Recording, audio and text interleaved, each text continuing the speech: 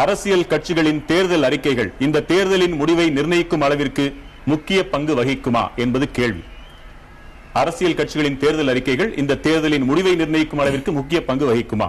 ஆம் என்போர் 47.38%, இல்லை என்போர் 45.53%, இதர கருத்துடையர் 1.68%, தெரியாது என்போர் 5.41%. திரு ரகுராம், இந்த தேர்தல் அறிக்கைங்கிற கேள்வியே எதனால நீங்க வச்சீங்க?